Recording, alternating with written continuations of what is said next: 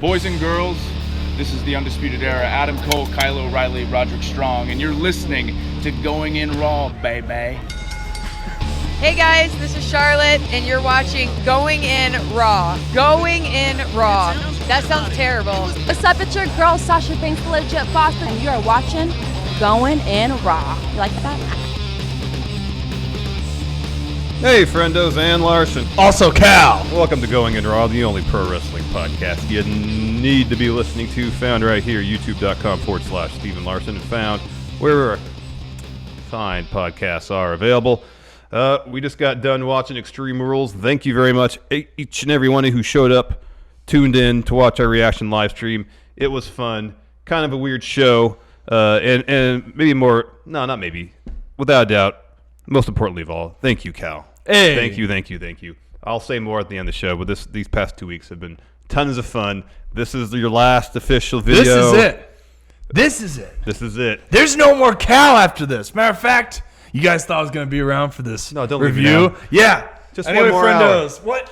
One more hour, please. One more? Please, just one more. Please. Are you sure? Yes, please. Okay. Thank you. Larson, I'll stay for you. Thank you. I don't Wow. want to leave you alone with a friendo. I was about to get Shane-style sweaty. I don't want that to I was going to happen. have to sweat it out. You're going to go, oh, I can't remember what I'm going to say. No. Gosh, I forgot the whole pay-per-view. No, I don't want to do that. Okay, with thank you. I appreciate it. Wow. Well, it's just for all those friendos they're very nice to me. You guys are great. You made it so much fun coming and going in Raw. I had a great time. And for the other friendos who are like, I don't like this guy. He's not my type of talk. You know what? Good. You got your wish. I'm gone. Well, you'll be back. Okay. Well, So they might try to talk some trash. yeah, you might talk trash, but Grizzly Cowjack's making a return eventually someday, and you won't speak in that trash no more. The doors are always open here for you, Cal. That's right. Always. Because you know what? Grizzlies, they like trash, all right? I'll go in your garbage. I'll find out whatever dirt you have. And talk on me. nothing is more trash than going in Raw. Is that what you're saying? No. That's what I'm saying. That's not what I meant. No, that's not what I meant either. No. All right, let's get back on track here. Sorry. It's okay. Extreme Rules happened. Yes, it Kind of an odd show. Yeah. It kicked off with, a match that probably could have been the main event, the Roman Undertaker versus Drew and Shane, and you could easily make the case that was the best show on the card. I know. You start with this. Okay. I'll be honest. When you find out it's Taker helping Roman against Shane and Drew, it's like, oh, what? Really? Because I don't want to see Drew with Shane first off. I'm getting sick of that pairing. Drew needs to claymore him already and go off and do his own thing. Yeah, and then you see Taker come in. You're just like, dude, Taker just had that horrendous Goldberg match. That's the thing. Chip on the shoulder. He had something to prove. Yeah. And man, he tried and for the most part succeeded in proving the naysayers wrong in terms of saying that he doesn't have it anymore. Yeah, exactly. He probably is feeling miserable right now. Dude. He's probably head to toe ice bath. Yeah. And getting the pain rub all over, getting massage, acupuncture, getting the cup stuff, all that, everything. Yeah. So he can get out of bed in the morning without feeling horrible. Yeah. But man, for that 20 minutes, dude, it was almost like Undertaker circa 2008. Yeah, he came back like, you think I'm done? I'll show you guys. I still can move around a little bit. Maybe 2011, 2008. Yeah. Dude, it was great to see Taker come back and show people that he can still do what he can do. Yeah. Instead of like that slow, lethargic, methodical. methodic. The terrible match against Goldberg. Oh man, that match was like 5 times longer than it needed to be. Yeah. But otherwise, I don't know, something about all the matches were fine. Nothing ever transcended fine into great. No, it felt like they were all just one pace. Everything seemed just a little bit off. Yeah. Everyone was slow. There was no energy. I didn't feel the energy. Yeah. The only match I felt the energy was the Taker, Roman versus Drew and Shane match. You could basically see the chip on Undertaker's shoulder. Yeah. It was massive. And then you could see the blood on his back. Yeah, he got cut up pretty chip. good. He got cut up pretty good. Yeah. But also, every match was reasonably entertaining. Just I don't ever feel like any of them went beyond just that. There's a couple of matches that had kind of finishes out of nowhere, and I don't know. Not a bad show. It was okay. It was kind of middle of the road. Yeah. I'll say that the Seth Becky match was better than I anticipated. Until the end. Till the end. Let's start with the kickoff show. That kicked off with, for some reason, the Intercontinental title is being defended on the kickoff show, which boggles my mind. You have Finn Balor, who could be face of the company type guy, against Shinsuke Nakamura, who is maybe the most popular wrestler in NXT history. Yeah. And you have these two massive superstars, and they're curtain jerking, gosh, on the pre-show. Yeah. It was a decent enough match. It was better than their SmackDown match, but again, it was a situation where it didn't feel like it ever took off. Yeah. It just didn't have enough of like the speed that it just was slow pace. It just didn't feel right. I don't know. I wasn't into it. Maybe they weren't into it either. I don't know what the situation is. Yeah, I don't know. It was an okay match. Maybe it wasn't any of the wrestlers, Cal. Maybe it was us. It's us? Maybe it was us. Maybe we just weren't in the mood for Extreme Rules today. Has there ever been an thing with you where you're watching wrestling and like you watch it and it's like, this is fine and good, but just isn't doing it for me right now? I don't know, man. Maybe I'm just too into my own stuff to really care about anything else. I gotta leave and think about it. Okay, all right, go meditate on that. I thought about it. It wasn't us. It was the pay-per-view. Okay. I mean, like the booking of the match in terms of the moves and counters and reversals, that was all really well done. It was like expertly executed. Finish saw Finn go up for a coup de grace. He misses. Nakamura hits him with the Kinshasa to the back of his head. He's like too beat up to make the cover. And then he gets up and hits another Kinshasa. He gets the win. Yeah. The Intercontinental title changes hands. New IC champ. On the pre-show. Yeah. Which is like the workhorse title. Yeah. That's not pre-show worthy. No, that should be. It's above. Uh-huh. That's the part that gets me. Maybe that was something that made me kind of. It set the tone. Probably set the tone right there. Because like, you have one of the most prestigious titles on the pre-show. Like, that just drops the IC title down a bunch. Now imagine if this same match took place after the Undertaker won. I felt like we would have had a much better view of it had it been put on the proper place. Yeah, I think it would have brought more excitement up to it, especially with like the booking of it. Like, I thought Kevin Owens' match was going to be on the pre-show. Yeah, but it wasn't on the pre-show. No, I mean they could have. There's a couple matches they probably could have moved to the pre-show. Yeah. I mean, but they could have maybe put maybe not. The Raw Tag Title one, but that's the thing. There's so many titles. It's like what's the justification of putting? I know.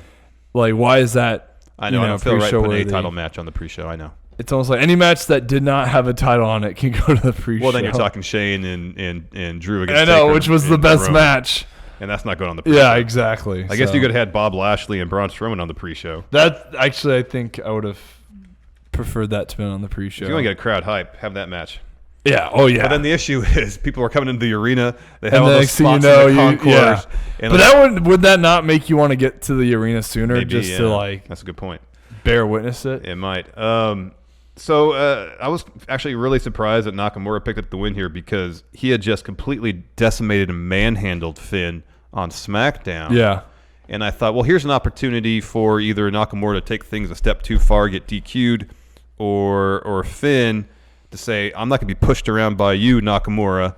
I can show you that I can do this. Finn takes things too far. Yeah. And he gets DQ'd just to perpetuate and propel this feud forward. Yeah. But now this match had a lot more back and forth on their SmackDown effort. But the result is more or less the same. Nakamura wins this time now. He has gold around his waist. Yeah. So I guess is this going to be Nakamura versus Demon Valor now at SummerSlam? Maybe. Do you think that they had Finn drop the title because maybe he wants to get married or something, or is he already married? No, I think he got engaged. He definitely got a tattoo on his elbow. Yeah. So sometimes that's like they'll have guys drop the title in case they want to go on vacation. Do on vacation or something like that. I don't know. There was something going around Twitter that he was like dropping the belt and then Heyman wasn't happy about it or something. But what, like the booking planned for him to drop the belt and then Heyman found out and didn't like it, or that he wanted to drop the belt? That's complete BS. That's what I I don't know if I believe that. Yes, because Heyman books for Raw, not SmackDown. SmackDown, the show is that Finn Balor and Shinsuke Nakamura is on. So I don't know. It's weird, man. One can only speculate. Like, what was the? Because like you say, just got his ass kicked. Yeah, 2 weeks in a row. And then they didn't really promote like this match was going to be on the. They announced it rules. like yesterday or today. Yeah, like I wasn't really paying attention. I was busy, but man, I didn't. That kind of bums me out that I wish I would have known about sooner. This morning. Yeah, this morning they're like, hey, you know what? We're going to throw this match out on the there. pre-show. I know. The pre-show. The match that you could really build to and make for a two huge thing. famous wrestlers from New Japan and NXT, the building blocks of NXT, but we're just going to put on the pre-show. I know. Yeah. And, of course, the speculation now is that Finn, now that he's rid himself of the Intercontinental title, throwing up 2 sweets. 2 sweets. Joining the club. I would not be against that. You know, I would. Sorry, go ahead. No, I was gonna say I wouldn't be against it because that's what people have been speculating, that he was gonna join the club, and then that was it pretty much. I would actually find it more interesting if he feuded with him. That'd be kind of cool. But then it would be like a Roderick Strong kind of feud. Yeah, where eventually he comes around. Yeah, that'd be great. Yeah. That way it's not like he just does it on a whim, super random. Totally. Like they have to twist his character to get him to that point. Yeah, well, I mean, it'd be ideal if he goes through a feud with them, and through that feud with them, he is a changed man, changed to such a degree that he has no choice. He is propelled, obligated seemingly, to join up with his former Bullet Club buddies and AJ Styles. That'd be amazing. In the club. I would like that. That'd be, as long as it's good storytelling. Yeah, exactly. If it's good storytelling, I'd be cool with it too. Yeah.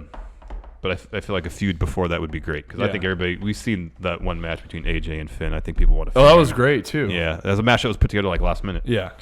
So Nakamura is your new Intercontinental Champion. I would suspect a rematch of some capacity at SummerSlam, even though there's no guaranteed rematch. Maybe they just move on. I don't know. I mean, what happened at the end of the show makes me feel like Seth Rollins might be moving on from the Universal title. Yeah. Because I don't see that match happening at SummerSlam. Yeah, I'm curious to see. You know, it's weird that he has Becky. If they're going to still have Becky involved with them, you know, they're still going to do that whole relationship thing. Yeah, I don't know. I don't know what they're going to do from there. And then what's going to happen now with Corbin and Lacey? Like, is Lacey still going to feud with Becky? Probably. No, they said part of the stipulations of that match was no more rematches. Well, that was it. Like Lacey and Baron get no more opportunities at their respective titles if they were to lose. So that's that. So they're done. Yeah. Okay, that's in good. The title picture. Yeah. Yeah. All right. So I guess that's something to be to feel heartened about going out of this pay-per-view is that Baron Corbin and Lacey Evans will not be challenging for the Raw and Universal Championship. Oh, well, their lives will go on. Totally. They'll circle back around eventually in a year. So. Next, match for the Cruiserweight title, Tony Nese and Drew Gulak.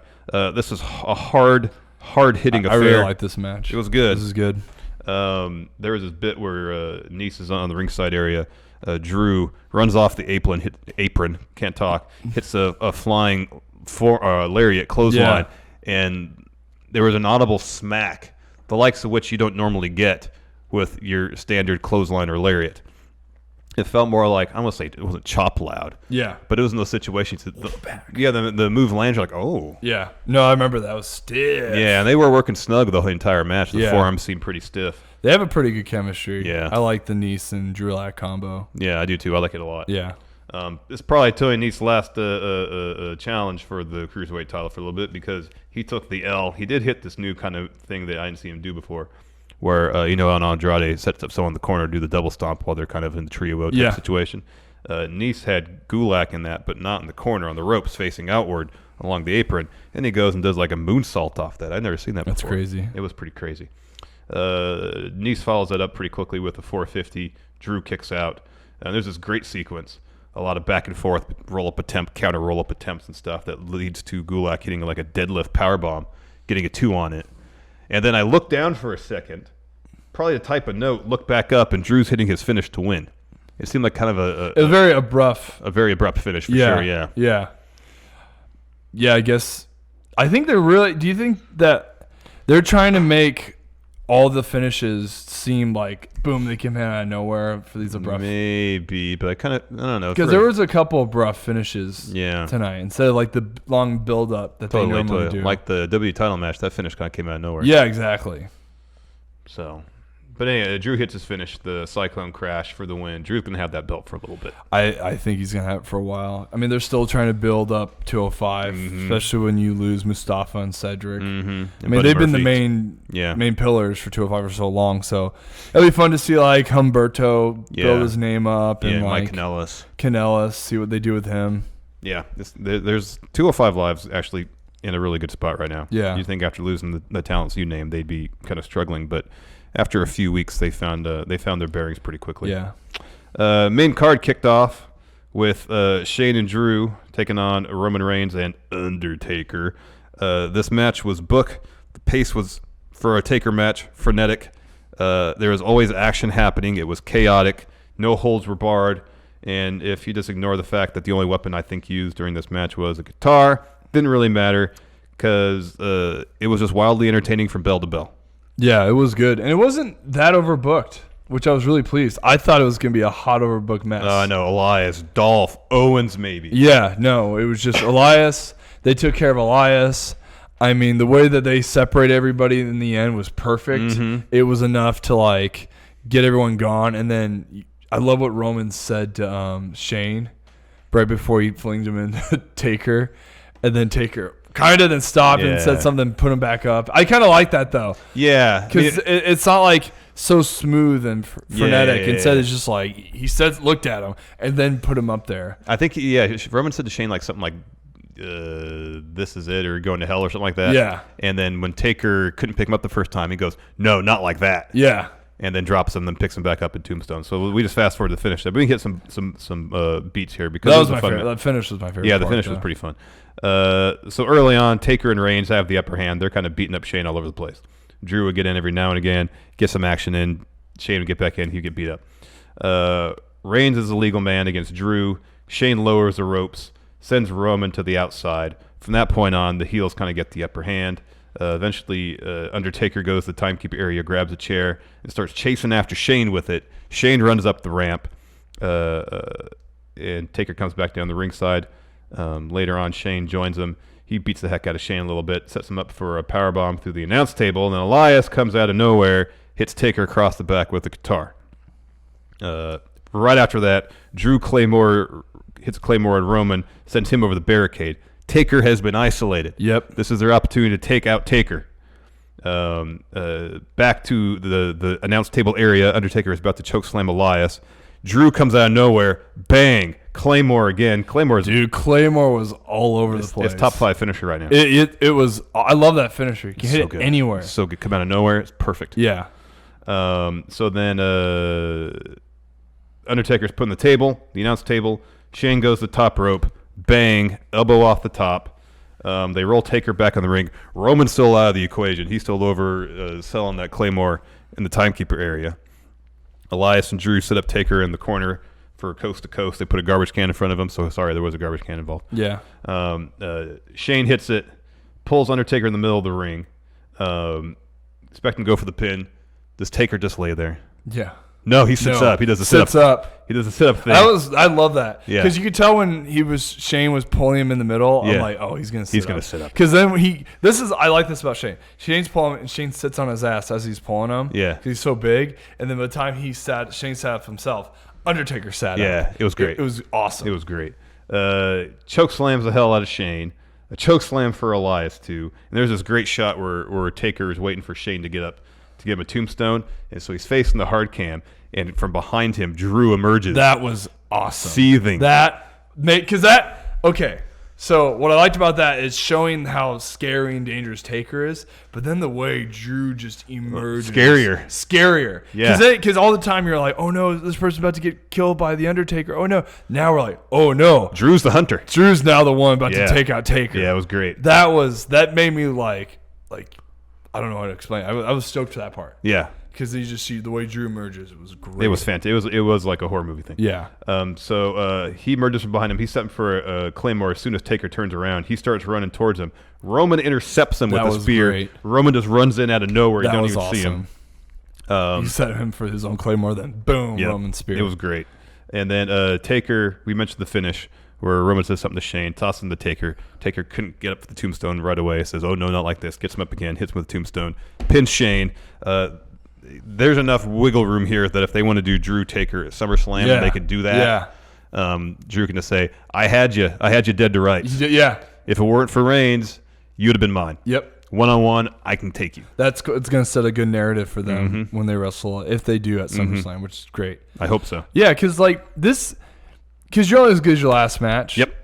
This version of Taker is so much better than his match against Goldberg. Oh, I know. Because just it wasn't they just didn't click, him and Goldberg. No, it was horrible. No. But seeing Drew, like that face-off that Drew had with Taker. Good. Oh, the beginning of the match. The beginning of the match, that was awesome. Yeah. They were legit face-to-face. Same height, eye to eye. Same eye to eye. I don't care what the real height difference or whatever is. That doesn't matter. It was awesome. It was incredible. And then they're trading blows as these two big bastards going at it. It was so good. And it's funny because, like, if you would have asked me, like, after the Taker-Goldberg match, like, what do you think about Taker and Drew at SummerSlam? I would be like, no way. Now the way that I've seen the booking, the way they were able to tell a story, I'm like, I'm excited to see what they do. And knock on wood, Taker will do the honors for Drew and send him to another level. Yeah, and I think Drew needs it too. Yeah, he does. He needs that big rub. Because, I mean, Drew was going places when he beat Kurt Angle. You know, he's starting to be that legend guy, killing legends. He annihilated Kurt. Yeah, so I think him to take on Taker and just... the psychopath. This is the first time I really believed he was a Scottish psychopath. When he popped up behind Taker, I'm like, okay, now I see why they call him a Scottish psychopath. Yeah. Before that, didn't really like the nickname, but he looked like a crazy, Yeah, it was fitting. crazy SOB. After that, show's kind of, I'm joking. The show wasn't completely downhill from there. That was the kind of most fun That match was, in my estimation. for me, the most exciting match. Yeah. We had a Becky Lynch, Seth Rollins interview. All this, I don't really care. Hopefully now that the main event played out as it did, they can go their separate ways, pursue their own stuff. We don't have to deal with these lovers' quarrels on WWE television. They were scripted for them. I've said this many times. I don't want love interests involved, off-screen love interests involved on screen unless they're heels. Yeah. Because for the faces, I just find it annoying. I agree. If it's heels, it's hard to cheer for an attractive couple. And want them to be happy and victorious.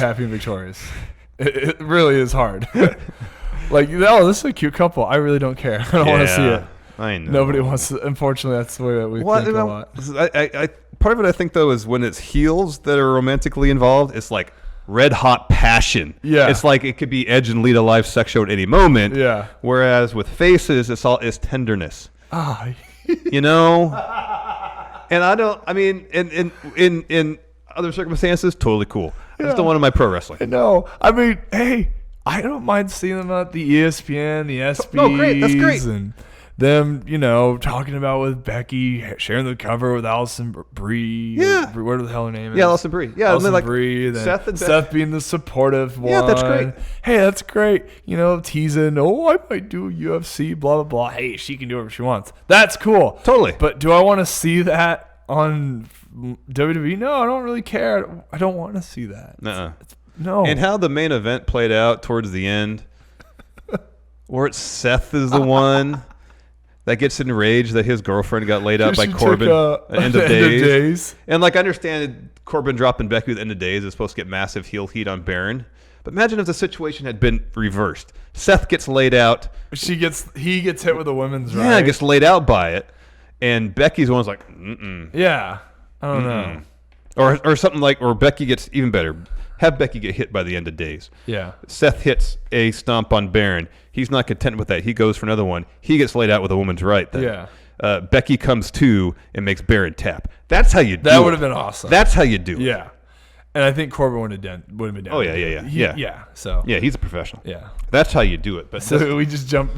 That one little promo segment just led to us kind of spoiling the whole finish main event. But we'll get to there. We get there. After that interview, we had the Revival versus the Usos. Another instance where the match was good. It just felt like it never stepped up to the next gear. I think we were distracted by the comfy sweats that the Usos are wearing. So the Usos, they come out to the music, they drop a promo. I don't remember what they're saying because I was staring at their pants. They're comfy pants. They got the comfiest looking sweats. Yeah. They're super stylish too. You think, they're just gray heather sweats. No, they got like blue crap. Yeah. Embroidered or something on it. Yeah. I don't know how. It could be iron-ons for all I know. It looked amazing. Those sweats, just the way the cotton looked, and just like it looked warm but breathable. Yeah, maybe moisture wicking slightly. It wasn't super tight, but not too loose. It was like the right amount of bagginess. Yeah, had some decent cuffs at the ankle, but not too tight. Yeah. So they moved a little bit. They had the Air Force Ones on. They looked great. They looked comfortable. So comfortable. I think, and to be honest, we talk about how comfy Kevin Owens looks.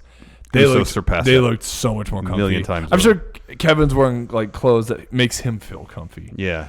The way the Usos wear it, those just look plain damn comfortable. They could have woken up from a nap in the locker room and walked to the ring, and I wouldn't have known. Yeah. That could be their nap gear. Their nap wear. And I wouldn't have known. Those are the type of sweats I want to wear when I wake up in Tahoe. There you go. You just When roll I out of wake bed. up, oh, man. Go to wrestling camp. Yeah, all right, kids. I got my comfy joggers on. Oh, Coach Jack, those look really comfy. I know they're really comfy, They're kids. great. They're a great pair I got from the Usos. Here's the thing. They're comfy enough to nap in, but they're also stylish enough to Kick wear out some in public. ass in Yeah, wrestling. man. Yeah, they're great. They're fully functional, versatile sweats. That was the only thing that really stood out to me was those comfy sweats that they were wearing. It was a massive distraction. So maybe that's what it was. There was a couple like little awkward moments. Jey Uso got hit by a splash from Dawson, and he like had like a weird sell, and the ref had to check on him. Oh, and they did it wasn't the heart attack, but it was a move that the Heart Foundation had done. Yeah, like he landed on his hip. Yeah, it looked like he took So an the elbow way to the he hip. sold without even covering him went to the corner. So then you're just like, oh, is he really hurt? Like the way he's selling without even letting him cover. And then they proceed to go on to the next spot. So you're like, oh, okay, maybe he wanted to sell that way just to change. That might have been a producer call. Maybe. Because sometimes they'll say, hey, so when they hit you with this, because like they know all the moves, sell this way just because. Just see what the crowd reacts. See how we react. Yeah, So I think that was a producer call. maybe. So I don't know. Yeah, because they moved on the next spot, but then that spot on the top rope was really awkward too. Well, then Scott, dude. Yeah. Whoa, Scott. I hope your nuts and stuff are okay, man. 'Cause Yeah. He hit that rope, and then it was a really awkward bump to the outside, and usually he doesn't. I've never seen Scott make like. Well, usually that's just a flat back bump to the mat. Too. Yeah. Usually they don't go on the rope. They're like, we're gonna do the thing that Darby Allin did. Okay. No, didn't do what Darby Allin did. No. Got caught on the ropes there. Ow. So that was kind of weird. I got caught on the ropes yesterday. Really? I hurt my nuts. Ow. It just because it was a rumble elimination, and so I got thrown over the rope, but I didn't get eliminated. But I didn't really bring up my leg all the way, so I got hicked. Ouch! Did it snap And you? Kinda, and then I was trading punches with with Derek Slade, and I'm like, we're waiting for this guy to drop kick us off. Yeah. So not only are we like really hitting ourselves, but my nuts are killing me. I went for this guy, and the kid waited too long, and then finally he knocked us off, and I'm just like, oh god, this hurts. So I can't imagine if Scott hit his dingleberries off that rope. And then waiting for the next spot, that must have been like insanely They probably could have used some uncomfortable. Uzi hot in that front area if that was. And then that would have fixed whatever rope rash you'd It gotten. probably would have made it worse. Yeah. So Dash eventually hits a splash on Jey Uso, and then Jimmy breaks up with a splash of his own. He goes for cover. Dawson breaks that up. The finish was actually pretty cool. A little bit back and forth. Revival hit a Shatter Machine. They win. They retain the Raw Tag Team titles. I guess if the Usos are going to get those belts, it's probably going to happen at SummerSlam. Yeah. But this is kind of the feud in the Revival, or feud and a match the Revival need. They need big wins against top tier teams. Yeah. To prove they're top guys. Yeah, because for so long they've just been thrown under the bus and just been like really underutilized as far as booking goes. And like when someone, I think Scott or one of the guys said that like when tag team wrestling's the best, it's the most emotional match because there's so much on the line with two wrestlers going against two wrestlers. So you can feel more with the connection that they have with each other along with like the Usos. But when they don't really show or do any of that, then we don't get to feel what they want us to feel. Yeah, because you look at what the Revival did in NXT, all their takeover matches were just drenching in drama. Yeah. And since, I mean, they're not the only team that's been afflicted by this. Since the move to main, since there's not investment in any sort of long-term storylines, like technically their matches are good and fun. Yeah. But they're missing that sense of drama. Yeah, there's that emotional, matches. Emotional connection that we don't really get to feel. Nope.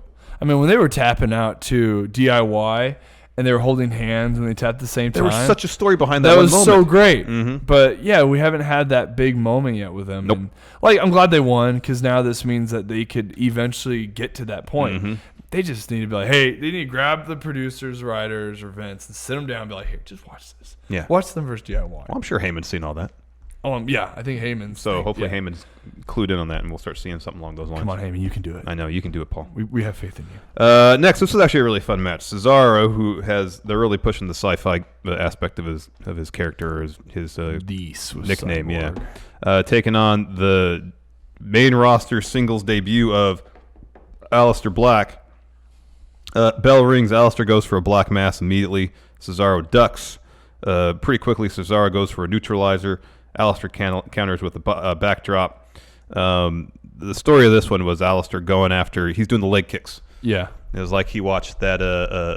What was that fight? The Santos John Jones match. Yeah. Where Santos was going after John Jones' leg. Yeah. And creating a huge welt on it. And then eventually John went back to his leg and then blew out his ACL. I mean, his whole knee was blown out. Yeah. Everything was It was gone. bad. Yeah. It was bad. No, I dug because for the longest time you just see Aleister is such a striker, and then you see him targeting the leg like they do in MMA. They'll just target the leg so it eliminates a body part, so they have an advantage.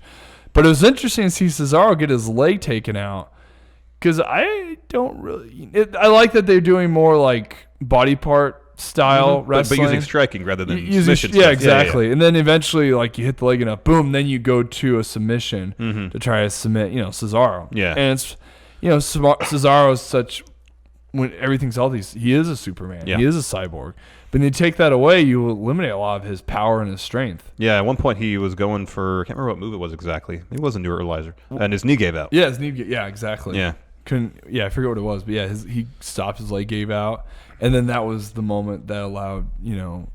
Was that when He did that, and then he put him in after that it was a knee bar. Yeah. So after both of them try to go for their finisher early, Cesaro hit this beautiful slingshot uppercut. Oh man, and it was stiff. It looked It awesome. was beautiful. At first, I'm like, oh, he's coming in low. And then you watch again. Oh, he's coming straight at him. He didn't lower at all once he slingshot off and then wham. No, he that was sweet. shot out of a cannon. Yeah. And then later on, Aleister goes to the top rope, tries for Meteora. Cesaro catches him. So Aleister's on his shoulders, pops him up, another uppercut. Big Euro. And Aleister's close enough to the rope where he can grab onto it. Cesaro goes to the springboard uppercut well again. No. Maybe that's when his knee gave out. It wasn't some move where he's picking Aleister up. I thought he went to push him, and then he went to his leg or something. That was probably another moment, because this one is when he ate the V trigger. Yeah, that's where he right. comes off there and eats that V trigger right to the face. That was nasty. But there was a segment where Cesaro's knee gave out. They do the bit where Aleister transitions into the knee bar, and then Cesaro reverses that into a sharpshooter, and then transitions from that to a crossface, and then Aleister starts punching Cesaro's knee to break that up. Cesaro goes for a neutralizer. Aleister fends him off, starts kicking Cesaro's legs, and in a flurry of kick, there's a black mass that culminates it. Yeah. Aleister picks up the win. I like that. Yeah. Like strike, bam, Finish. Big final strike. It was great. That was a good match. I like this match. It was fun. It didn't. I think it went the way I'm glad it went. Because we knew these guys were gonna have a good match. Like, there's no way they weren't. Yeah. Like Cesaro versus Aleister Black. I could see that a bunch. Oh yeah. Just the way I like the way they match up Totally. really well with a powerhouse athlete versus a heavy striker. A heavy striker, yeah. Who can also do some super athletic stuff. Yeah. Hopefully this isn't the last we've seen of this feud. And hopefully they instill some meaty storyline to it. Get Cesaro, get Aleister, have them a three-way for that IC belt with Nakamura. That would be sick. That would be cool. That'd be cool. And don't exclude Cesaro. Have them all try to compete for that IC title, because they are a workhorse. Has Cesaro ever won the IC title? No, I don't. He was U.S. champion. He was U.S. champ. Yeah. I don't remember if he ever won the IC belt. Dude, he needs to be going for that. Him and Aleister need to be working towards that title, and keep Ricochet for the U.S. title. Yeah, that's what I want to see. Yeah, if you're gonna be a mid card, let them try to chase that legit mid card title. Yeah. God, that'd be sweet. Nakamura, cool. Cesaro. Too sweet. After Aleister picks up the win, we have a backstage segment. Carmella and R-Truth. Now they're the ones posting flyers looking for Drake Maverick. They post one on Alexa Bliss's locker room. Alexa and Nikki Cross exit said locker room. And Carmella's like, let's get out of here. Yeah. And Truth's like, no, I want to talk to him. do you know where Hornswoggle's at? And Alexa says, yeah, Drake is in the first stall on the left. And he's like, oh, okay. He's about to go in. Mela comes back and says, no, she's lying to you. Just drop it. And off they go. And then they get it. Then Alexa gives a gift to Nicky, and it's a shirt. It's a Twisted Bliss coffee shirt. Yeah, Twisted Bliss coffee shirt. And then the Street Profits. Yeah, the Greek chorus. In the Roll's Greek chorus of Raw is there, and they want to know where the party's at should they win. Alexa and Nicky, and when Alexa wins, sorry. And then they were like, no, haven't you heard? We're going to be co-champions. And they laugh at them. And they said, hey, we're friends. We're not sharing any titles. Yeah, which is funny because they're tag champs. Yeah, I know. There's 2 belts. There's not one, Yeah, exactly. And then Nicky and Alexa walk off. Their match is next. Actually, that happened next. Yeah. I'll say this. I like R-Truth more when he's got Drake Maverick around. Me too. It's so much more funny. And those guys play off each other. They play off really well, and they're hilarious. Mm-hmm. And Drake Maverick he's a little gem on TV. Yeah. Like I wasn't sure at first when I saw him, but then now I can see why they brought him. He's fantastic. Yeah, he is. He's tons of fun. And then I like seeing this type of role for Street Profits. Mm-hmm. Because they're cool. Yeah. Who doesn't want to see cool? And some and people, they're funny. Yeah, they're funny. And people are taking their role way too seriously. Like, they're burying them already. I'm like, that's not what I'm getting. That's not the vibe I'm getting. No, they're on Not TV all the time, and they're showing their personalities and their charisma and being funny. I think they have a lot of long-term ideas with them, and that's why they're just trying to show more and more of their personality and charisma. Agreed. Next, Nikki Cross and Alexa Bliss versus Bayley for the SmackDown Women's title. This match kind of played out as you would suspect, with Nicky and Alexa controlling most of the action since they had the numbers advantage. There's a great spot towards the end where Bayley locks in a death lock on Nicky, and then Alexa goes for some move. Bayley gets out of the way and puts Alexa in the bank statement while still having the death lock. That was awesome. That was cool. Yeah, it was like an Indian death lock. Yeah. And then she was able to get that on her, and then put, like you said, Alexa in a bank statement, which is cool. And then Bliss started biting on Bayley's hand to get out of the bank statement. Yeah. But Bayley kept the death lock on Nicky, and then eventually Bliss breaks that up. Nicky follows with a tornado DDT pretty quickly after that, gets a 2, and then Bliss goes up the top for Twisted Bliss.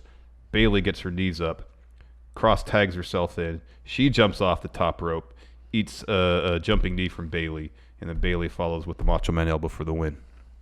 So she managed to overcome both of them. Did she hit a Bayley to belly? No, okay, I didn't think so. No, she pinned Nicky with the signature move. Strong booking for Bayley. Mm-hmm. She took them both out. Mm-hmm. She's pretty which is interesting to see. Because now I feel like Alexa, I don't know how much more they're going to use of her. I don't know. Especially the concussion stuff. Yeah, I don't know either. I don't know. She is. I mean, she's the Raw Women's division, especially on the heel side of things, just isn't the strongest right now. It's pretty much Lacey and Alexa. Yeah, and that's it. It's really face heavy, and then Becky's going to dominate it for the foreseeable future. Yeah, man, it's tough because they've turned so many of the girl stars face that now it's like the only notable women heels is Charlotte and the Iconics. Mm-hmm. Like that's it. Mm-hmm. Perfect time for Sasha to come back as heel. Yeah, she needs to come back as heel. She should come back. And she says she's better as heel, and she's a great heel. She just needs to do it. Please, WWE, heel Please. Sasha. Yeah, give us heel Sasha. Next, we had the last man standing match between Bobby Lashley and Braun Strowman. This match went all over the place, and it had Braun channel the Kool-Aid Man at the finish. So starts out, pretty much instantly goes to the outside. Braun hits a shoulder tackle, goes for another, eats a spear. And then our food came, so I missed a little bit while I was getting our barbecue. They just fought around the crowd. Just brawled, brawled. None of it was in the ring. Yeah. They pretty much fought all the way to the top. You could see security pushing fans back, and then eventually they find that special merch table. Oh yeah. They get to the merch table. Yeah. And then they move off the stuff, and you can see a big noticeable pad. It's a giant pad. It's a giant pad right there. The merch table. And so Braun throws Lashley into the merch display, and Lashley falls on the I think my favorite was cushy pad. When they start working down, and they're blown up. Yeah. They are tired. Yeah.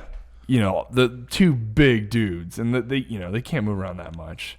They're getting blown, and you could just see when they're working down, just It wasn't. We didn't notice the Braun sweat until after. He was just drenched. He was sweaty. He was drenched. But then, I liked it when they went to the all the foreign tables. Oh, the international broadcast. The international broadcast, yeah. and then like Braun Beal tosses Lashley over, and then eventually works him over. Then eventually you see like they work back to where they're eventually going to move to the big. Finish. Well, before that, there was that spot where Lashley shoulder tackles Braun over the announce table before the international broadcast spot. He shoulder tackles him to the announce table and then dumps the announce table on top of him. Yeah. And then Braun got out before the 10 count. But yeah, there's this. They start going up to the crowd, and it looked like there was an entrance to a doorway to and from the concourse.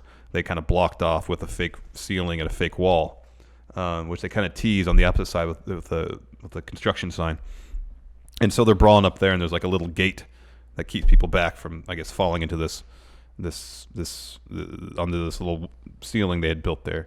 Yeah. And so they kick that open, and then Braun's trying to lift Lashley up for that power slam the first time. Yeah. He has trouble getting him up on the first try. Yeah. And he just looks exhausted. He is so damn tired. He is gassed. He's sweaty. He's tired. He's beat up. Yeah. Like all he has to do is just pick up Lashley and land into a giant pillow pad. Yeah. And then just, like you said, was it Kool-Aid Man out of the thing? So he power slams Lashley onto this, like, essentially fake cube they made to cover up the entrance and exit to the concourse. And so he power slams Lashley through that. But they don't ever show the camera shot of impact because they would show you there's a giant pad there, a crash pad probably. And so referee John Cone is counting. He's doing his 10 count. And then at like 7... he can't see anything, so he's just counting. Yeah. And then at like 7 or 8, Strowman Kool-Aid Man's through the wall. Bro! Breaks it down. Yeah. He wins. And then it was painful watching him make his way back to the ring, just like holding his ribs and limping. He's limping. Looking miserable. Yeah, that to me, I was like, he's not selling, dude. He is legit tired, beat up, sore. Yeah. All the above. And he gets to the ring, has to rip his shirt off, Yeah. pose and all that. Oh my gosh, God. dude. He just wants to get in the whirlpool. He wants to just get in a giant ice bath and Mhm. like be done. Mm-hmm. After that, we had a club interview with Charlie, saying she asked AJ's like, you lost to Ricochet last week, and then you rejoined your club cohorts, Gals and Anderson. He's like, no. You got the timeline wrong. It had nothing to do with losing to Ricochet. It's just time, essentially it's time to get the club back together. Too Sweet. And then they all raise their hands for Too Sweet. And AJ's like, here, Too Sweet with us. She goes up. And he... Well, I know you're not gonna. But yeah, grabs his arm. He's like, no, you're not gonna. That was rude of AJ. I would have gave Charlie Too Sweet. That wasn't very nice. That was rude of AJ. Yeah. That was very rude. Let Charlie join the club. Exactly. Next, triple threat tag team action for those SmackDown Tag Team Championships. New Day versus your guys. Heavy Machinery, baby. Take I'm coming. It's pretty good. Versus Daniel Bryan and Redwood, Eric Rowan. This is a really fun match. I'd be interested to find out if anything in the morning, because when Otis got in the ring, he grabbed his quad, it looked like. Yeah, what and he seemed like he was moving a little slow. Little hitch in his get up there. Yeah. Man. I hope he's okay. I mean, he got through the match, so if anything, it wasn't terrible. Yeah, something was up, dude. He was like kind of like... Maybe he got one of those Mystery Charlie horses like you had last week. Oh, my God, dude. I was worried about that yesterday. Yeah. When I was like, God, this thing's still here. I went to practice, like I air kicked. Yeah. See how it felt. And then like it just shook and felt weird. I'm like, what is this? Why are you here? And I didn't see a bruise or anything on my quad. That's weird. It's just a mystery long-term Charlie horse. That's weird. Like a muscle and a knot, huh? Yeah. So I had one of those like roller gimmicks. So I was just rolling out my quad. It felt better. Still kind of hurt. But man, a little sleep can... Every time I slept, it felt a little better every day. Yeah. Yeah, I was wondering. As soon as he got in the ring, he just kind of like, ooh. Yeah, he grimaced a little bit. Yeah, a little bit. Grabbed his leg, so... Even with his little face, he's like, meow. Ow. Yeah. This is a fun match, though. A lot of crazy stuff happening outside. We saw Tucky do one of his top rope splashes, took everybody out. Yeah. Saw Otis tease a suicide dive, maybe. Yeah. Didn't do it. Got on the apron. Did a little hop off, took a bunch of people out. My favorite was Big E this whole match. Oh man, he's incredible. He stole the whole damn show because he worked. You could hear the excitement when you see Big E with Tucker. Yeah, Big E with Otis. Like, oh, this is something. You know, see a couple of strong men go at it here. Yeah. You know, don't knock the big guys when you see them go at each other. There's a little bit of excitement that kicks. Like people were. Oh yeah. Oh, like I was getting kind of amped up seeing. I mean, one of the truisms of pro wrestling is it's fun to see two big, buff, strong guys. Yeah. Fight. Yeah. Fight. And that's what it was. Oh, Big E did the spear through the ropes off the out of the ring. Safely, Safe, I know. Safely. I always get nervous about that because I think he hurt himself at least once doing that. At one point, excuse me, after all the chaos, Heavy Machinery hit Compactor, their finish. Xavier Woods is there to break up the pin. We just kind of a Tower of Doom spot where Big E was a powerbomb aspect of it, brought down a lot of people. In the midst of getting that all together, Daniel Bryan tags himself in. Eric Rowan stays on the top rope. He's not involved in the Tower of Doom part. Big E says, "Oh, Rowan, you're still up there." He goes to the top rope. Big E hits a superplex. And then Bryan, he's a legal man. He goes to the opposite turnbuckle, hits a flying headbutt, puts Big E in the label lock. Can't really keep the lock firm on the head. This was some Zack Sabre Jr. It was. stuff. And so he transitions to like a Rings of Saturn type deal, and it's really stretching Big E's shoulder, and then goes and grabs his leg and pulls it up. And since it's supposed to be, I guess it's triple threat, so there's no DQ, eventually Big E just kind of makes his way under the rope. And I guess just the idea that he was moving so much, Daniel Bryan couldn't keep the hold. Kind of powers out. Well, it helps that he's so flexible. Big E's like really, really. We see him do the splits. Yeah, he's flexible. Yeah. Oh gosh. Oh gosh. There we go. And so Daniel Bryan follows with a bunch of yes kicks. Big E powers out and gets in Daniel Bryan's face and starts talking trash. That's like we've been hearing words about what a heel Big E would look like. Oh, intense Big E is great. Intense Big E was great. Like, come on. And so Daniel Bryan slaps him, and Big E just stares at him, slaps him again. They do that spot where Daniel Bryan is running towards a turnbuckle, like runs up the ropes and does the moonsault essentially over and lands on his feet. However, while Bryan was in midair doing the flip, Big E caught him on his shoulder. Caught him with ease. Turned around. There's Xavier Woods. New Day hit midnight hour / up, down, whatever you want to call it. They're tag champs for the 6th time. Yep. Pretty cool. It was awesome. And the crowd popped. And then, and then the thing you got, now that every member of New Day has a belt, you got to think, well, does that mean Kofi's going to retain or not? So the New Day's backstage in gorilla position. They're celebrating. Charlie walks up, about to interview him. Paul Heyman walks through, grabs the mic. Yeah. Goes out to the stage and says, the thing again, like, here's another spoiler. Brock's going to cash in tonight, but I could be lying. I could be wrong. Am I telling the truth? I think his punctuation is like, you got to decide whether I'm telling the truth or I'm being Paul Heyman, I think is what he said. Yeah. There's something to that effect. So, it's for the 2nd or 3rd time he said that Brock's going to cash in Extreme Rules. Next, for the U.S. title, AJ Styles versus Ricochet. This match was probably the most noticeable, that it felt like it was slow. Things were just a step off. Yeah. And, okay, I've seen my fair share of Ricochet matches. Yeah. You look at this Ricochet, and let's go to Will Ospreay Ricochet match. Yeah. Like, Best of Super Juniors. Juniors a few years back. Fast, crisp. Yes. Okay. Now look at this match compared to that match. Totally just the pace is totally much different. pace. And it's obviously, yes, you're going to work a slower pace for WWE. But when I saw Ricochet first come out with Alistair and they're tagging, how crisp and fast they were, that's the pace I thought they're going to keep Ricochet at. Yeah. And then it's just kind of like I liked their match they had the other night with Ricochet. Yeah, the one where Ricochet won? Yeah. That match to me was way smoother. Or it wasn't when they took on the match before that one. The one where AJ won? Was it that one? The first one where AJ won the non-title match, and then Ricochet won. The one where Ricochet retained. Okay, yeah. That match I liked a lot. Yeah, that was I liked that one a lot more than this one. Yeah. Because just Ricochet was moving a lot more. He's more crisp. Yeah. He had more energy. This match didn't seem like he had a lot of energy. I don't know. It seemed like AJ was a little sluggish too. It was like both of them were kind of sluggish. Yeah. I don't know what it was. Maybe Ricochet was slugging around because he was selling. and then AJ wasn't. That could be because before the bell rings, the club goes in there and attacks Ricochet. So Yeah, that could have been it. So maybe that could have been. And that's the thing that kind of bums me out because obviously, they're going to interfere, but I want to see that smooth, like quick, totally. Ricochet. Like, you're going to beat the hell out of him, but you're going to kind of deny him of like his essence, his talents. Yes.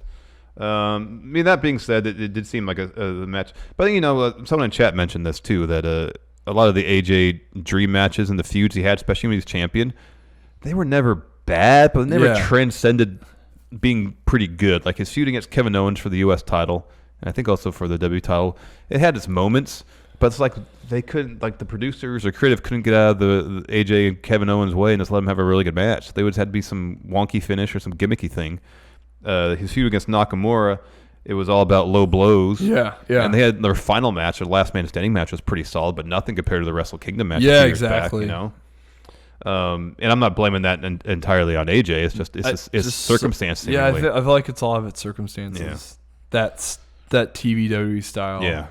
Which is like, I've said this before, but now more promotions work with cameras. Mm-hmm. Like they should be able to pick up whatever they're throwing down. Like, I think fans are more used to the faster pace. Totally. I don't think, you're going to deny the fans anything. They're going to pick up the speed. If anything, it just makes the match more exciting. Totally. So maybe it's a situation too where wrestlers, in NXT, Ricochet could work his usual pace, and maybe someone just said to him, his producer's match, like, hey, make sure everything, the audience can feel everything, so dial it back a little bit. Which I don't think Ricochet I don't think he can do that at this point with his experience. I mean, like, just in the sense of like that WWE style, especially like be on TV. Yeah. I mean, I feel like that takes a while to get to that point. And I think the one thing about their two TV matches is that they felt more physical. Yeah, that too. And this one didn't really feel that way. Yeah. I don't know what it was. Just something seemed a little off. Because I've sang Ricochet's praises the other night. Yeah, he's fantastic. But this night just didn't feel it with him. So as we mentioned, the club attacks Ricochet before the bell. And so it's just, there's like some decent back and forth. It's what you expect from both guys, but it just seemed like a half step a little slow. Yeah. Ricochet did hit a pretty cool shooting star press where it wasn't off the turnbuckle. He didn't do like a springboard. He just stepped up on the top rope and just did a shooting star press off it. Yeah. Goes for the pin. AJ's foot is under the rope, harkening back to the Raw match last week. Carl Anderson's right there and yelling at the ref. His foot's under the rope. His foot's under the rope. So the ref stops counting. Carl Anderson gets in the ring. Ricochet kicks him out. The ref's checking on him. That allows Gallows to meet Ricochet at the top rope, hit him, and then AJ goes up and hits a pretty awesome Styles collapse. That was awesome. So usually what AJ did 2 weeks ago and teased the following week where AJ's sitting on the top rope and he'll stand up. This time Ricochet was sitting on the top rope and so AJ was facing out towards the audience, getting him in Styles Clash position, had to jump backwards and down. Yeah. Which I would think the degree of difficulty on that would be much higher. Terrifying. Yeah. I wouldn't be scared. As soon as Ricochet was in Styles Clash position. He made sure he hooked his arms too. And he had a head up. His head was up. He was looking up. He was not tucking He that had chin. back head and taint of Ricochet.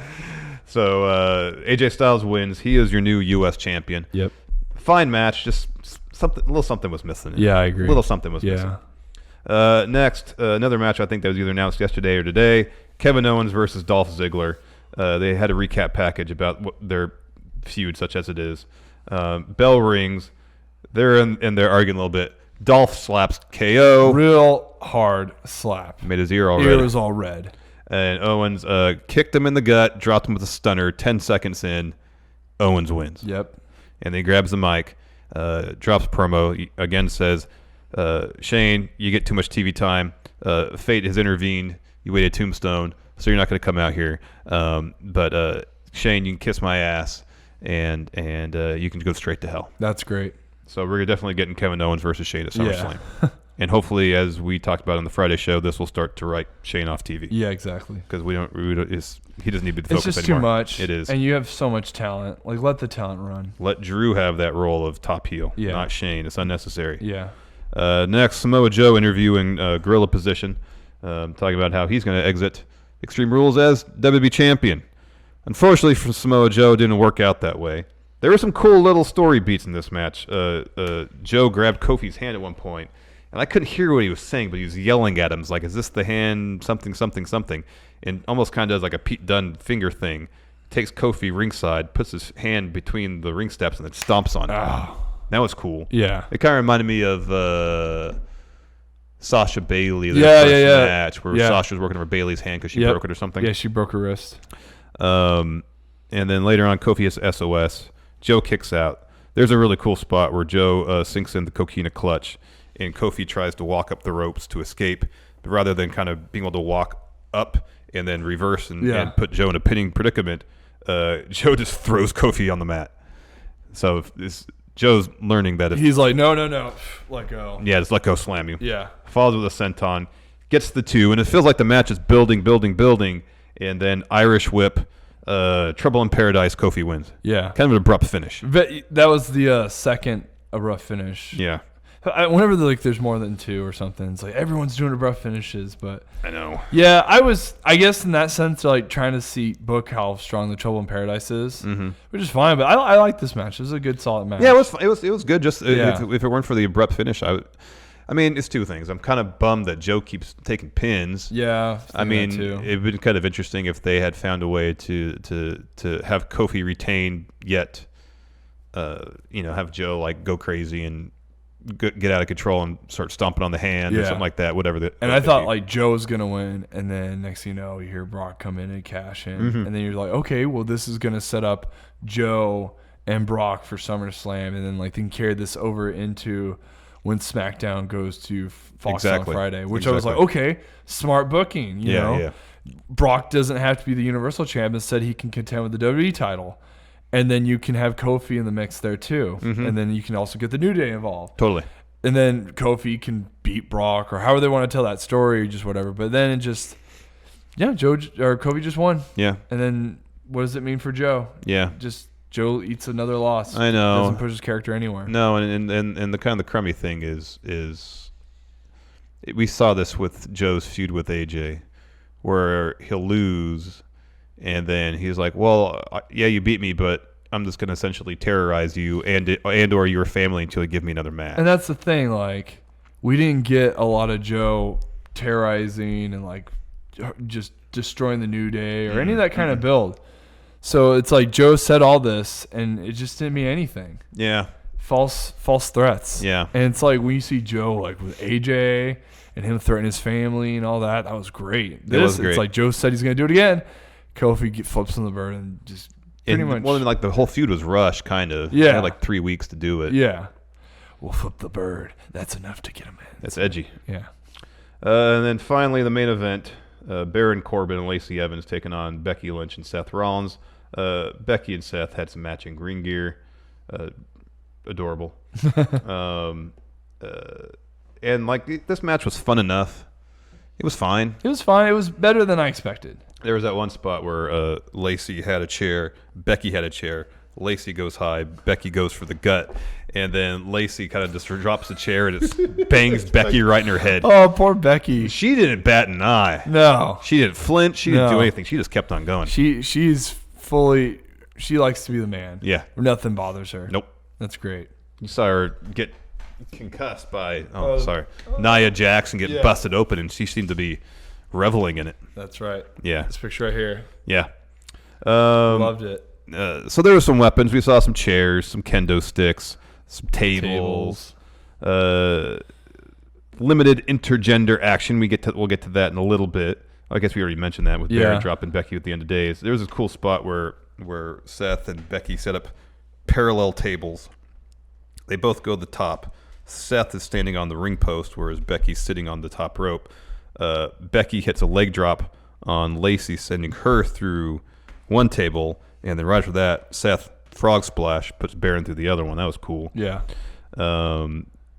Back in the ring, Seth goes for a stomp. Baron catches it, hits a powerbomb, and then rolls him through. I'm like, oh, hit the end of days. This match is over. Yeah. Hits a deep six. Becky comes in, breaks up the pin.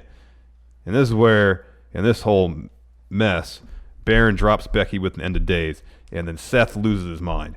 Grabs a kendo stick, destroys Baron with it. Chair, destroys Baron with it. hits a stomp. Oh, this match is over.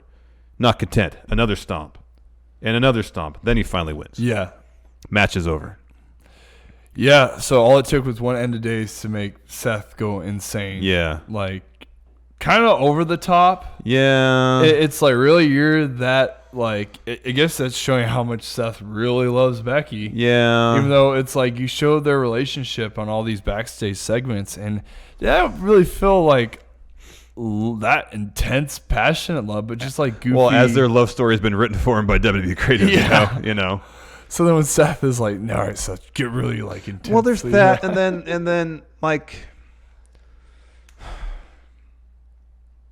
I understand getting heel heat on Baron by having him hit Becky with the end of days, but then Becky's just like she's selling that move through the whole finish of the match. Seth is destroying Baron with a kendo stick and a chair and 3 stomps. And she has to be out there selling it and not be involved in the finish of the match. It kind of takes away her man character, too. And then Brock comes down, cashes in, and she's still selling that move the whole time. Like, how awesome. Have the main event play out how it did. Brock goes in there and cashes in. He has an F5 on Seth. Becky runs in, breaks up the pin. Yeah. DQ. Brock cashes in but doesn't win. Yeah. Like, have Becky step up to Brock. Exactly. Like, that's the real man moment. That's what people want to see. Yeah, that would have taken that match and just turned it up the excitement more. Especially, like, Becky eating a finish and then regaining herself and then, like, preventing Brock winning. Yeah. And then imagine if, like, Brock and her stare down. Yeah. And then somehow Seth is able to come back to life and take out Brock. And then, like, for whatever reason, they can find a way to work together. That way it shows a real connection relationship. Exactly. And then, maybe Becky takes out Heyman or something. Yeah. And that sets up Heyman chasing people to take, kind of like how Heenan used to try to find characters to take out Hulk Hogan. Yeah. Instead, then Heyman could have found girls to take out Becky. Yeah. That would have been awesome. And brought up Shayna Baszler. Yeah. Yeah. Oh. Yeah, that'd been good. What are you doing, WWE? I know. Instead, I don't know. I mean, like, either the scenario where, okay, Baron hits the end of days on Becky. He gets the heat. Seth loses his mind. That all happens. He hits the 3 stomps, and after the 3rd stomp, Becky comes in, right as Seth, maybe they go for the pin. Bang, disarmer. Yeah. Something like that. Yeah. Just something. Yeah. Something so she's involved in the finish. Yeah. Instead of her or something like she can eliminate Lacey Evans for trying breaking up the thing. Something. Just get her involved so she's Lacey not... just is standing on the outside doing nothing. Yeah, she ran up the apron, the ramp. But just to have Becky out there selling one end of days for the last 10 minutes of the show or 5 minutes, however long it was. Like now you're super overbooking. Yeah, this it's just, I don't know. She had enough time to come back. Totally. Especially boom, she took a She punch. got legit knocked out or concussed by Nia Jax. Yeah. Nia Jax is 270, 80-pound girl. Yeah. Just popped her right in the nose. She's laughing and giggling about it. This is like, that's still that moment of her staying in the crowd all bloody. Yeah. It was amazing. Yeah. And just ever since the Royal Rumble, it doesn't feel like they've really handled Becky's creative well. She's lost so much momentum. Yeah. It's tough. It's a bummer. Just there could have been a way to book the finish of that show where both Seth and Becky had that moment to shine. Because now what's going to happen is it's going to be the Brock No-Show show. Yeah, I know. And he's going to have a match against, I don't know who at SummerSlam. And we're not going to see him till SummerSlam. Probably not. So the top title will not be on TV. We'll see him maybe 1 or 2 weeks. We'll probably see him the go-home show to SummerSlam. Yeah. What are they going to do? Is Seth versus Brock? And then that's not exciting. Yeah, we've seen it already. And then what is Seth going to beat Brock to regain the title? He had to boot him in the nuts. Yeah, and drop him with like 4 stomps. Yeah, so I don't know. What if we get the same thing? And then it's like it's redundant, and then you're just not going over Seth. You're not, because I want to see some Seth Rollins performances. I know. Like AEW's kind of giving us the top performances with their stars. And I feel like Seth is he's put in a position where he has to wrestle more or less the same match every week. Yeah. And he's great. I love Seth Rollins. He's one of the best wrestlers in the whole world. And he's been talking smack to all the main guys that are killing it right now. Like I know. Ospreay. I know. Like, he says he's not going to do that anymore, though. Because they tell him not to do that anymore. Hey, we're booking you to wrestle this style, so if you keep saying you're the best, then all the fans are going to make fun of you and the pace that we have you doing. Yeah. Not showing what you really could do. Yeah. Like, come on, man. Give us the... There's heel moments. When Seth was a heel, he would have these crazy matches where he's wrestling kind of super duper Two-Face. Yeah. like just too facious for his heel Yeah. wrestling. Yeah. Like as far as his moveset and how He was approaches hitting like matches. Yeah. a 450 splash, landed on his feet, rolling. Oh gosh, like, I remember the moment in the Shield when I became a Seth Rollins fan. There was this. I can't remember the match who was against, but he was in the Shield when they were heels, and he goes and he does a tope, hits somebody in the process of that, lands on his feet, gets back in the ring, runs to the opposite side of the ring, does the same exact thing, lands on his feet again. Yeah. Like, oh my gosh. Yeah. This guy is incredible. does a top rope suplex, lands, rolls back, does another suplex. Yeah. Like, or to a Falcon's Arrow. Yeah. Like, are you guys afraid of that, Seth? Like, I know. Like what? And like I feel like his suicide. And this isn't. I almost make it sound like I'm talking crap about Seth because I love Seth. I think he's amazing. And we're not doing that. We're just promoting what he really can and should be doing. I feel like they say, do your suicide dives like half speed. Yeah. Like I feel like he can do him like a Kira Tozawa, like just full on abandon. Boom, boom. Yeah. Seen Lucha guys. Or maybe they he do full sprint. They hit you. They land on the feet. They come back. They do another. Maybe one. he's Dragon Lee style. Maybe that knee injury kind of made him dial it back a little bit when he blew out his knee. I don't know. When he a sunset to a powerball on Kane. I know. I mean, you would assume that Kane's weight was what bugged him, but no, it's just the way he flipped over and his foot inside of his foot. Yeah. And on the inside of his foot, blew out his ACL. Yeah, it was a bummer. But anyway, Seth is great. I don't want to make it sound like Seth I'm is talking trash about Seth. I want true Seth. Seth. Yes, exactly. Like early Shield Seth. And it's not. I'm not saying we're knocking. I like that version. Same. But I don't know. I think maybe they just want to do more character stuff with him so that they have more longevity with him. Maybe Let's gotta do better character stuff with him because this character stuff is it's not really like cutting cringy. It's not cutting it right now. Geeky Seth isn't my Seth. No. Same. Anyways, enough of that. It was actually a relatively enjoyable show. It was middle of the road, but it wasn't bad by any stretch of Yeah, it was imagination. okay. It was all right. Maybe later this week I'll get a chance to watch Fight for the Fallen and Evolve and all these, and both the G1 shows over the weekend. It's a lot of wrestling. Yeah, Evolve, Shotzi Blackheart, crazy That's the dive. suicide dive there. That's the suicide dive. Exactly. Literally, she dove on no one. Yeah. Well, a couple of chairs. On chairs. Now is the point in the show that I have to bid Cal farewell. Oh. It's been 2 amazing weeks, my friend. I can't thank you enough. It's been incredible. I appreciate everything you've gone above and beyond. You've been so generous with your time and your knowledge and your insight, and it's been an absolute pleasure sharing this desk with you. I look forward to it. I get the opportunity to do it again, even if Steve's actually in that seat and we have to like shoehorn you in here somewhere. somewhere around here. I know we're gonna work. We need a better layout here, but truly, thank you so much. It's been a pleasure, Larson. Thank you so much for having me. It's fun to really. I got to know you more. I got to know the Friendos more, and staying at Steve's place for a little bit. I felt like I got to know him a little bit more. But no, man, it's been such a great experience. The Friendos, it for a lot of it, for me, it's been lacking on getting recognition for a lot of things I've done. I'm not one to try to put over the stuff I've done because some of the stuff I've done, I'm not really too proud of it, but I want to show how much I can really do, and actually having an audience, the Friendos that legit care, my motivation to be a better performer, be more of a personality is turned up so much, and it's coming on this show that's flipped another gear for me, and it's motivating. And it's great, and it's nice to finally feel that nice welcome feeling. Because it's hard depending on where you live in the Indies. Indies is not easy. It is not easy, and you have to be lucky. And I feel very lucky right now to be sitting in this chair, sitting with you, and being with the Friendos, recording this last episode for the moment. I might be in hibernation, but I'll come out of it, and then Steve's gonna be back, and it'll be nice to have Steve back, and it'd be cool to be part of this show with Steve here as well. And I'd like to thank Steve too, because it was his idea. I don't know if it was your idea, but it seemed like it was his idea to ask me to get me on. Well, the he's show. like, he said to me, "What do you think about Cal?" I was like, "Okay, yeah, that's good. Yeah, it's good." And it's perfect because I'm not doing anything at the moment, so it's like, yeah, absolutely, I'd love to come on the show and be a part of the team. And I feel like I am. Oh, definitely. I mean, I say that door is always open, and that's honest and sincere. You're always welcome to come back anytime. Absolutely. And when you're done with the keto business, that we can enjoy. We're gonna go next door to the pub. Yeah, beers on me. I would love it, and it'd be so much fun. Hell yeah. Yeah. I will say this: there will be future pro wrestling stuff that we will include you guys in more. Oh.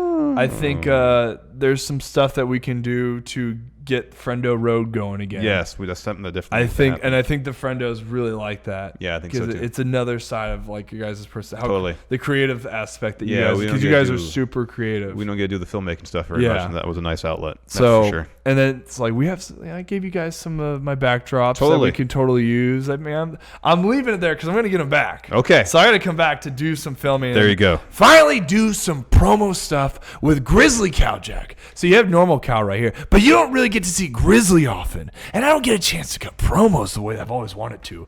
Now with Going in Raw, Steven Larson, that's what's about. And I can't wait. It's going to be so much fun. You know, I have an idea. Yeah. We'll end the show on this. Maybe this will inspire you even more. You have those backdrops, the woodland backdrops. Yeah. Where's my directions at? There's a river down there with real trees and real water. Yeah. We could shoot stuff out We there. can shoot tons of stuff. We're right by the American River. Correct, yes. The American River. Right here. The lifeblood of the lifeblood Sacramento Valley. Of Sacramento Valley. That's probably Sacramento River. But the American River feeds in the Sacramento River. Yeah, you know what? Rough and Ready, where I pretend from Cowjack. It's not too far from here either. There you go. But before I finish, friendos, if you want to stay in touch with your Grizzly pal Cowjack, yes, I'm officially on the Friendoverse, which is on Facebook. But you can also follow me on Instagram at Cal, K-A-L, _Jack, J-A-K. I almost said C. J-A-K. No C's, though, because we're not average. Not underscore. Average. You guys can, I think, on the YouTube thread, I did comment a lot of the stuff under my Cowjack, under my YouTube thing. Just type Cowjack. You'll see me holding my grizzly head or whatever, my little picture thing. That's for sure me. And, yeah, follow me on YouTube. Yes. I will post more matches. Definitely gonna do more match style. That's going to make the friendos happy. If you guys want me to do stuff in a match, I'll try to incorporate it. And if you see something I've done that you like, just know I did it for you. And also, you guys follow me on Twitter, same thing, Cal _Jack, and also Instagram, same thing. I brought that up already. And also, final thing, Pro Wrestling Tees. You guys, if you want to buy Grizzly Cowjack shirts, please, by all means, your support means a lot. We're just, I'm a hungry independent wrestler. Having you guys buy shirts shows support for me, which gives me more motivation to do more for you guys. Shows me support. You could be wearing a Grizzly Cowjack show at an indie promotion. You might catch somebody's eye. Who knows? It could lead more future opportunities for me. And that's what I like about the Friendoverse. You guys create a lot for the guys that you support, whether they know it or not. I definitely know it now. So whatever happens with me in the future, if something big happens, and I see you guys at a show, which I know will happen, your guys' support makes me want to perform even better and harder. So, yeah, friendos, please buy a shirt, prowrestlingtees.com/Cowjack, K-A-L-J-A-K. No C's because we're not average, and none of the friendos are. And that's why I love you guys. They're the best. Absolutely. They are the best. Absolutely. Well, it is bittersweet that we end the show. Looking forward to doing a lot more with you, bud. I really hope so. Man, Larson, you've been the best, man. Thank you so much. You're the best, Cal. You're the best. You're the best. You're the best. Look, we're wearing wing shirts. We are. We're just on the same page. We are. Crazy. And we share a brain now. I think we do. It took 2 weeks, but we now share a brain. Yeah, now we do. Thanks, everybody. This next week, it's all we did a bunch of pre-recorded stuff. So unless anything major breaks, you'll get a bunch of best ofs this week. Yep. From Steve and I. He'll be magically back in this chair, even though he's still in the United Kingdom. We'll be back with live shows on the 22nd, I believe, a week from tomorrow. Yes, the 22nd. We'll be back rock and rolling as we have been for the last however many years. Until then, friendos, and I usually say this in my promos, but I'll say it right now, I will catch you on the flip side. Bye, everybody. Be a part of Going In Raw today at patreon.com/Steven Larson. Starting at $1 a month, you can enjoy Going In Raw ad-free, gain access to the daily 30-minute Going In Raw post show, exclusive merchandise, and so much more. Support Going In Raw today. Click the link in the description.